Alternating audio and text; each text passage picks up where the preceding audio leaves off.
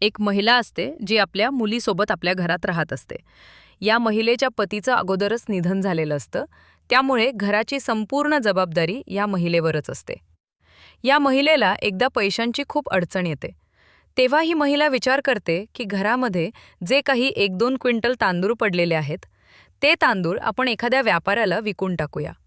त्यामुळे ही महिला एका गल्ला व्यापाऱ्याला कॉल करते आणि त्याला सांगते की माझे तांदूळ बघून घ्या आणि त्यानंतर तुमचा जो काही रेट असेल तो देऊन टाका. आता तो व्यापारी म्हणतो की मला असाच रेट ठरवता येणार नाही. रेट ठरवण्यासाठी मला तांदूळ बघावे लागतील आणि त्यासाठी मला तुमच्या घरी यावं लागेल. ही महिला म्हणते की तुम्ही नक्की घरी या. तो व्यापारी त्या महिलेच्या घरी येतो आणि ती महिला त्याला घरात घेऊन जाते आणि तांदूळ दाखवू लागते. त्यानंतर ती त्याला विचारते की बोला, किती रेट द्याल? तेव्हा तो व्यापारी त्या महिलेकडे बघून म्हणतो की तुम्हाला जे रेट पाहिजे ते रेट मी देऊ शकतो. आणि त्यानंतर तो व्यापारी घराचा दरवाजा आतून लॉक करतो आणि त्या महिलेसोबत विचित्र प्रकार करू लागतो. महिलेची मुलगी ही घराबाहेर असते. ही मुलगी देखील त्या घराच्या दरवाजावर टकटक करत असते आणि म्हणत असते की मम्मी, मला देखील घरात यायचं आहे. आणि त्यानंतर या घटनेला सुरुवात होते. पुढे जे घडलं ते खूप भयंकर होतं. काय आहे संपूर्ण प्रकरण ते पूर्ण सांगेल. बस व्हिडिओ शेवटपर्यंत बघा. आजच्या आपल्या सत्यघटनेची सुरुवात होते नंदुरबारमध्ये. नवापूर परिसराच्या आसपास राहणारे रामदास बारगुजे. रामदास यांचं लग्न 2015 मध्ये सवितासोबत झालं होतं. सर्व काही ठीकठाक होतं. रामदास यांच्याकडे स्वतःची जमीन होती आणि त्या जमिनीमधूनच ते आपला उदरनिर्वाह करत होते. 2016 मध्ये रामदास आणि सविता यांच्या घरात एका मुलीचा जन्म होतो. मुलीचा जन्म झाल्यानंतर रामदास खूप खुश होतात आणि आपल्या पत्नीसोबत सुखाचा संसार करत असतात. रामदास आपल्या पत्नीला म्हणत असतात की पुढे चालून ही मुलगी मोठी झाल्यानंतर आपण दुसऱ्या मुलाचं नियोजन करू. मात्र दुर्दैवाने 2019 मध्ये हे रामदास कामानिमित्त कुठेतरी जात होते. तेव्हा त्यांचा रोड ॲक्सिडेंट झाला आणि त्या ॲक्सिडेंटमध्येच त्यांचं दुर्दैवी निधन झालं. आता रामदास यांचे निधन झाल्यानंतर सविता हिच्यावर खूप दुःखाचा डोंगर कोसळला. सविता खूप रडत होती, कारण तिचा नवरा खूप कमी कालावधीतच तिला सोडून गेला होता आणि पुढील आयुष्य हे सविताला एकटीने जगावं लागणार होतं. आता त्या मुलीकडे बघून ही सविता आपल्या घरी राहू लागते. आपल्या घरातील सर्व कामांची जबाबदारी ती स्वतःवर घेते. जी काही जमीन होती ती जमीन देखील ही सविता एकटीच करू लागते. आपल्या मुलीचा सांभाळ ती अगदी व्यवस्थित करत असते. मात्र जसं रामदास यांचं निधन झालं तसं जे काही नातेवाईक होते त्यांनी येणं जाणं थोडं कमी करून टाकलं.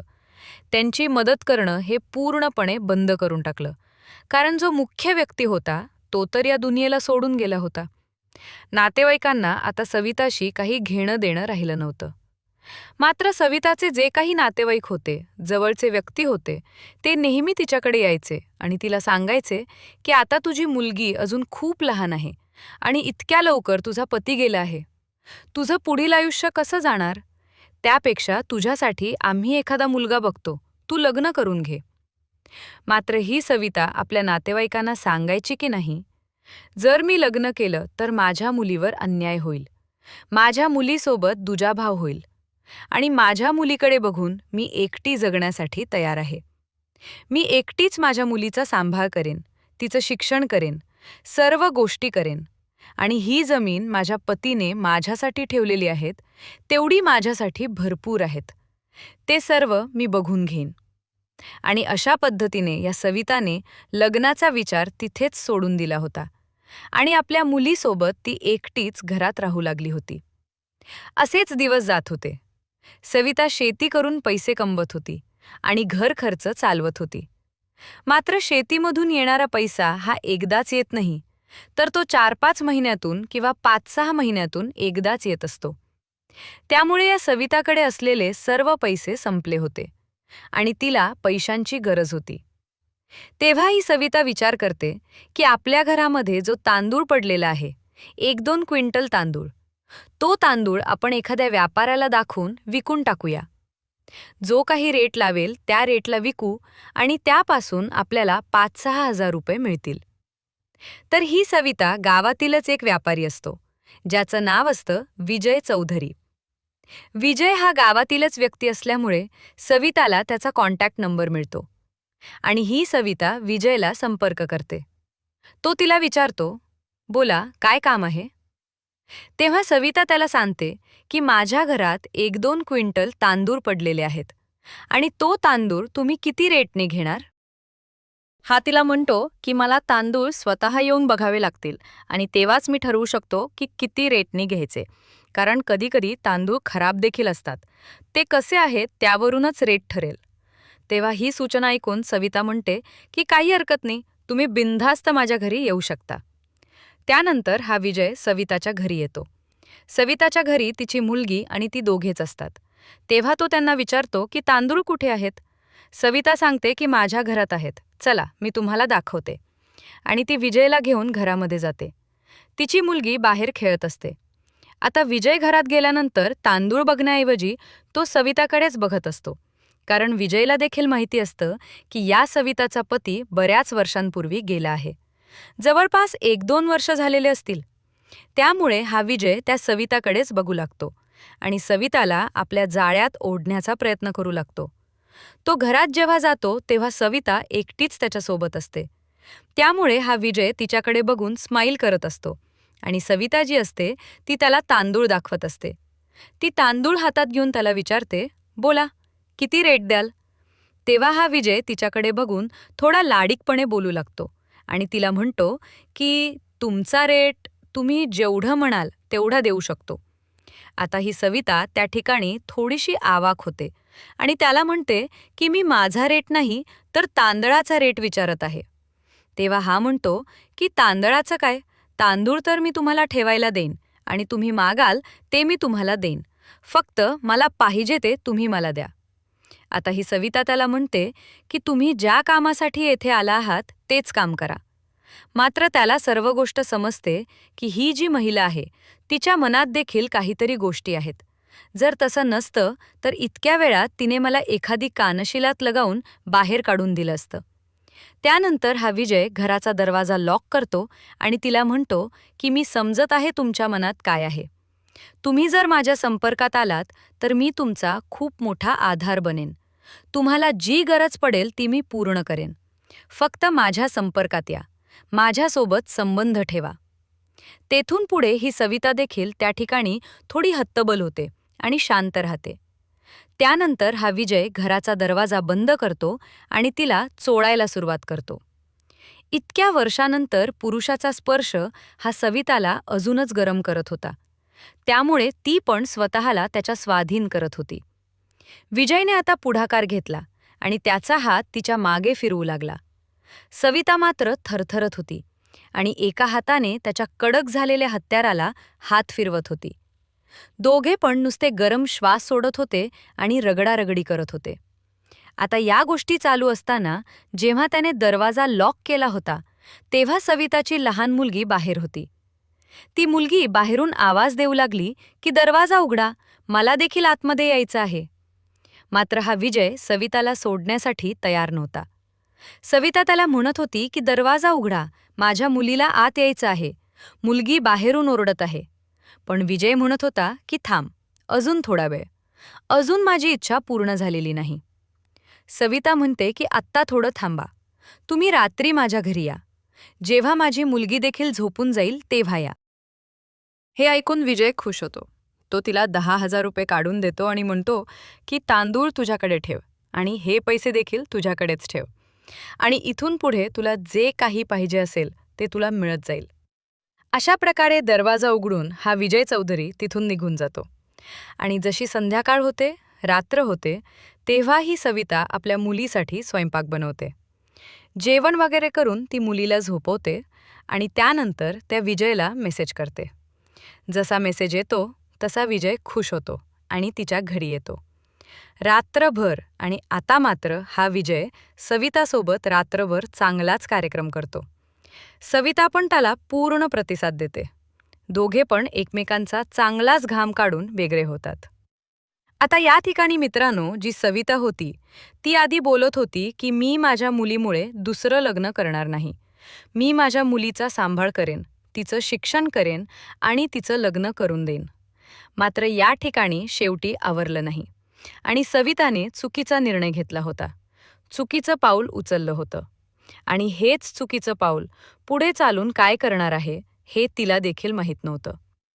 आता सविता जेव्हा वाटेल तेव्हा विजयला बोलावून घेऊ लागली.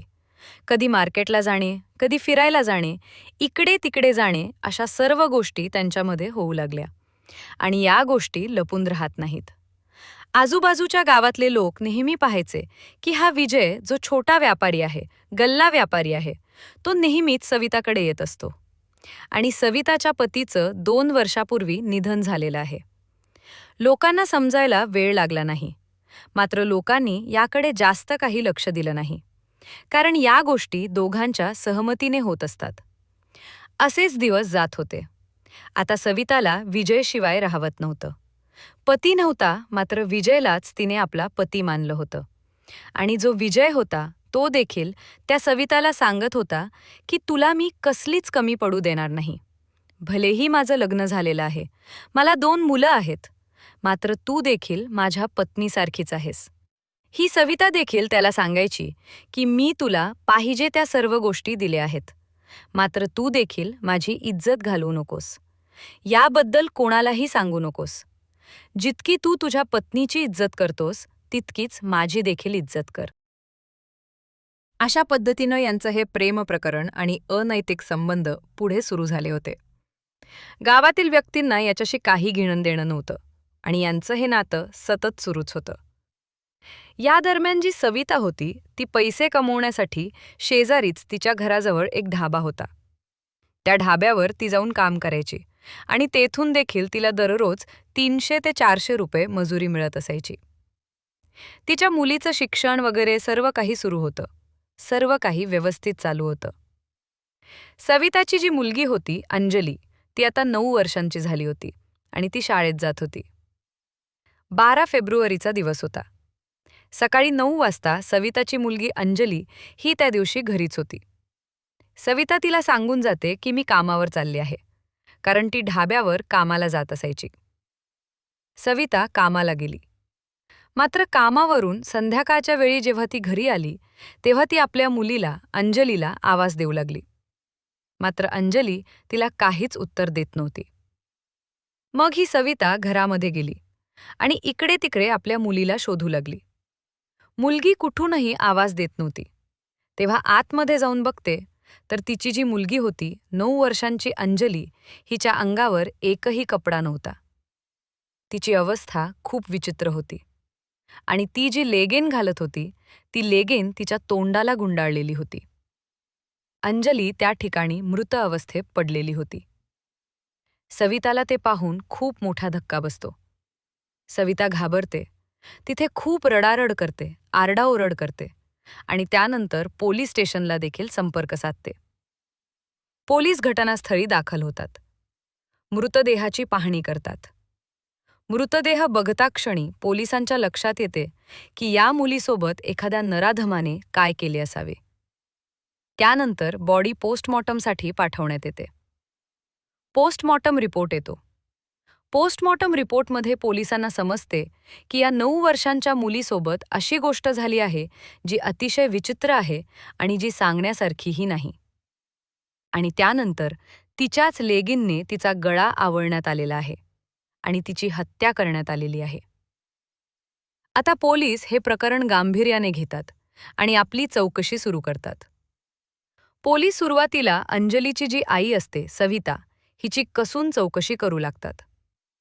तेव्हा सविता सर्व पोलिसांना सांगते की मी शेजारील ढाब्यावर कामाला जात असायचे. सकाळी कामाला गेले होते आणि संध्याकाळी घरी आले तर माझी मुलगी अशा पद्धतीने येथे मृत अवस्थेत पडलेली होती. बाकी याबद्दल मला काहीच माहिती नाही. मात्र या घटनेचं गांभीर्य बघता पोलिसांना लक्षात आले होते की हे प्रकरण काही साधं नाही. त्यामुळे त्यांनी संपूर्ण गावात आपले खबरे पेरलेले होते. आणि पोलिसांना अशी माहिती मिळते की ज्या मुलीची हत्या झालेली आहे त्या मुलीच्या आईचे आणि गावातील एका व्यापाऱ्याचे म्हणजे विजय चौधरी याचे संबंध आहेत आणि बऱ्याच वर्षांपासून त्यांचे संबंध आहेत. आता पोलिसांना चांगल्या पद्धतीने क्लू मिळाला होता. त्यामुळे पोलीस विजयला उचलतात. त्याला पोलीस स्टेशनला घेऊन येतात आणि त्याच वेळी सवितालाही उचलून पोलीस स्टेशनला आणतात. त्यानंतर दोघांची चौकशी करण्यात येते. विजयची चौकशी दुसऱ्या सेपरेट रूममध्ये सुरू असते आणि इकडे सविता, जी अंजलीची आई आहे, तिची चौकशी सुरू असते. मात्र सविता रडत असते. ती पोलिसांना सांगत असते की माझ्या मुलीसोबत इतकं घाणेरडं कृत्य झालं आहे आणि तुम्ही मलाच कशी अटक करत आहात.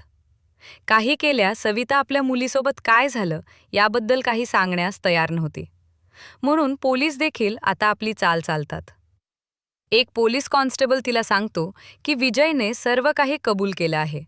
सर्व चूक या मुलीच्या आईची आहे. हे ऐकल्यानंतर सविता पूर्णपणे त्या ठिकाणी घाबरू लागते. आणि त्यानंतर जेव्हा पोलीस तिला 3rd डिग्री देतात, कारण पोलिसांचा संपूर्ण संशय तिच्यावरच होता, तेव्हा पोलिसांच्या 3rd डिग्रीला घाबरून ही सविता आपली संपूर्ण कहाणी पोलिसांना सांगू लागते. ती पोलिसांना सांगते की 2021 पासून विजय आणि माझ्यामध्ये संबंध सुरू झाले होते. तेव्हा माझी मुलगी अजून छोटी होती. मात्र जसे जसे आमच्या संबंधांना वर्ष होत गेली, तसे तसे माझी मुलगी देखील मोठी होत गेली. माझ्या मुलीला अनेक गोष्टी समजू लागल्या. अनेक वेळा अंजलीने आपल्या आईला आणि त्या विजयला नको त्या अवस्थेमध्ये बघितले देखील होते. मुलगी 9 वर्षांची झाली होती आणि आता तिला हे सर्व सहन होत नव्हते की आपली आई या व्यक्तीसोबत संबंधात आहे. ही मुलगी सविताला नेहमी बोलायची की आई, तू हे जे काही करतेस ते सर्व बंद करून टाक. ही गोष्ट सोडून दे. हे चांगले नाही. जर तू हे बंद केले नाही तर मी लोकांना सांगेल की तू काय करतेस. आता ही सविता मुलीचे असे बोलणे ऐकून घाबरू लागली होती. तिला वाटत होते की आपली इज्जत जाईल, आपली बदनामी होईल जर या मुलीने कोणाला काही सांगितले तर.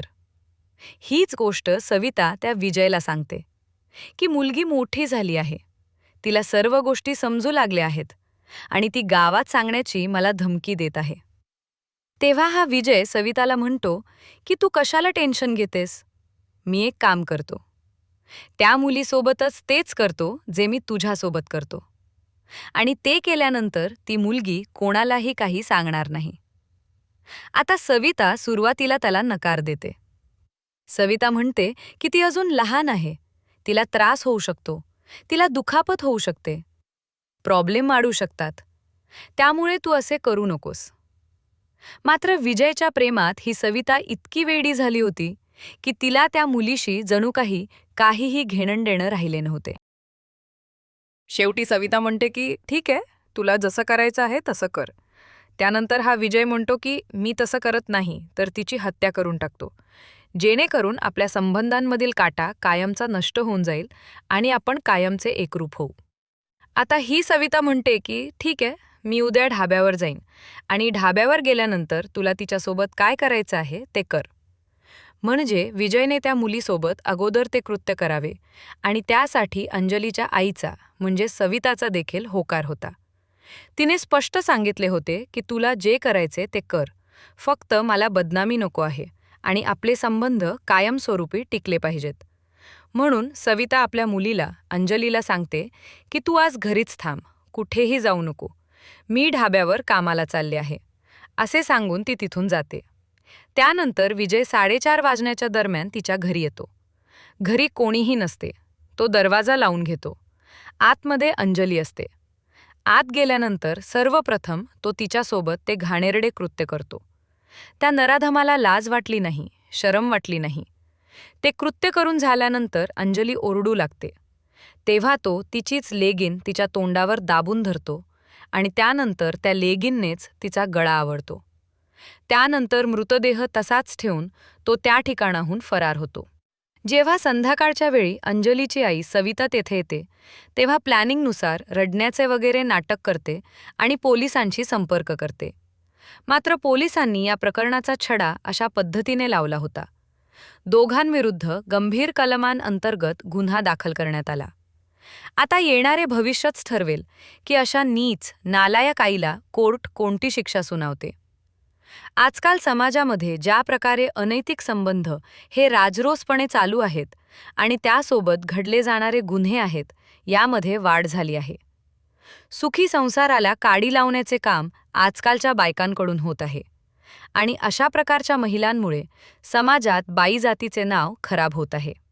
मित्रांनो, सविताने जे केले त्याबद्दल तुमचे काय म्हणणे आहे? अशा आईबद्दल आपले काय मत आहे? कमेंट सेक्शनमध्ये नक्की सांगा. धन्यवाद.